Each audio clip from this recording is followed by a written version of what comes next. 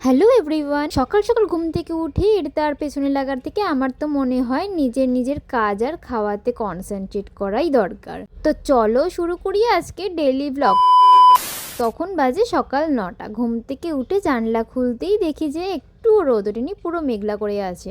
দেন আমি বেডটা গুছিয়ে চলে গেলাম ফ্রেশ হতে। দিন এসে খেয়ে নিলাম আমন্ড বাদাম, মানে যখন মনে পড়ে তখন খাই, ওই আর কি আর করবো, একটু ল্যাথখোর হলে যা হয়।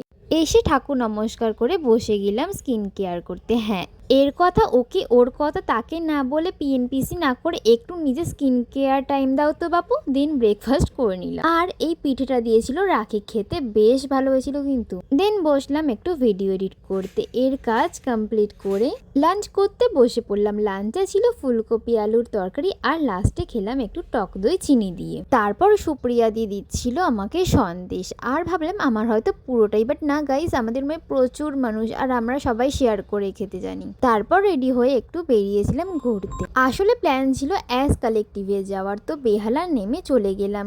আর গিয়ে দেখি সব সল্ড আউট হয়ে গেছে, কোনো ভালো কালেকশন নেই। দেন রাস্তার মধ্যে পাগলামো করতে করতে চলে গেলাম এক জায়গায়, চোখে পড়লো মায়ের ভোগ দিচ্ছে, সবাই মিলে খেয়ে নিচ্ছিলাম ভোগ। এদিকে যে একটু আমি শান্তিতে ভিডিও ক্লিপ নেব না, এদের জন্য হবে না। আর এদিকে দেখো সুপ্রিয়া দিত তো খাওয়ার চোটে বাপু ফোনটাই পড়ে গেছে। তারপর একটু কেনাকাটি করে এই কাকুর দোকানে চলে আসলাম চিকেন ললিপপ খেতে। কেনাকাটি করে খাওয়া দাওয়া করে চলে আসলাম রুমে। তারপর এসে দেখি একটা পার্সেল এসেছে, এটা ছিল আমার বার্থডে গিফট। হ্যাঁ, তোমরা নেক্সট ভিডিওতে দেখতে হবে ওটা কি ছিল। তারপর একটু খেলাম কিটক্যাট, খাওয়া ছাড়া বাবু কিচ্ছু নেই। দেন চলে গেলাম ডিউটি কাজ কমপ্লিট করতে, চলে গেলাম ডিনার করতে। ডিনার করতে করতে ভিডিও এন্ড করছি, বাই।